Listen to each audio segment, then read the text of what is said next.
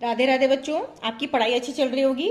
चलिए आज और एक इम्पॉर्टेंट क्वेश्चन हम लोग समझते हैं, जिसमें हम लोग देखेंगे कि स्टोमेटा यानी रंध्र के खुलने और बंद होने की प्रक्रिया कैसे होती है, जो लीफ में पाए जाते हैं। ठीक है, इतना तो हम लोग पढ़ चुके हैं कि जो स्टोमेटा होते हैं वो गैसेस एक्सचेंज के लिए रिस्पॉन्सिबल होते हैं, जिसमें जो ग्रीन प्लांट्स हैं वो कार्बन डाइऑक्साइड लेते हैं और ऑक्सीजन को छोड़ते हैं। ठीक है, और दूसरे इसमें प्रोसेस होता है कि जो वाटर किस तरह से उसमें अंदर जाता है और बाहर निकलता है। ठीक है, तो पहले हम इसको डेफिनेशन से समझते हैं।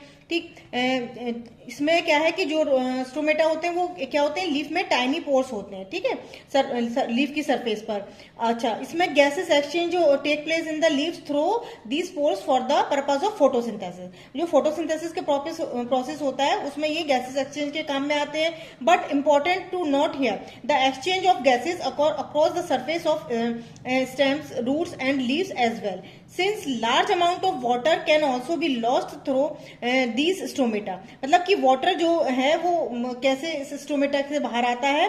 The plant close these pores when it does not need carbon dioxide. जब इनको कार्बन डाइऑक्साइड की जरूरत नहीं होती है तो ये पोर्स क्या होते हैं, बंद हो जाते हैं for photosynthesis. The opening and closing pore is function of the guard cells. अच्छा, ये ध्यान देने वाली बात है कि जो स्टोमेटा की ओपनिंग एंड क्लोजिंग है वो किस पे डिपेंड करती है, गट सेल। जैसे कि आप इसमें स्ट्रक्चर देख रहे हैं स्टोमेटा का, तो इसमें क्या है, एक स्टोमेटल पोर है और देन क्लोरोप्लास्ट है एंड गट सेल है। ठीक है, ये गट सेल्स है, इन पे डिपेंड करती है कि कैसे वो खोलने वाली कंडीशन होगी और कैसे बंद करने वाली कंडीशन होगी।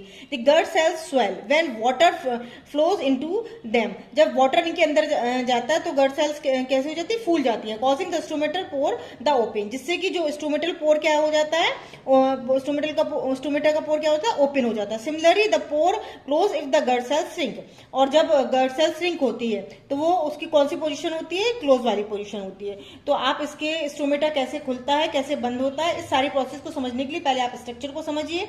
और जब आप स्ट्रक्चर को समझ लेंगे तो ये ध्यान में रखिएगा कि इसमें जो गट सेल्स होती हैं इन पे डिपेंड करती है स्टोमेटा की ओपनिंग एंड क्लोजिंग। और इसका क्वेश्चन बहुत ही इंपॉर्टेंट है, आप इसको बहुत अच्छे से समझ के इसके आंसर दीजिएगा।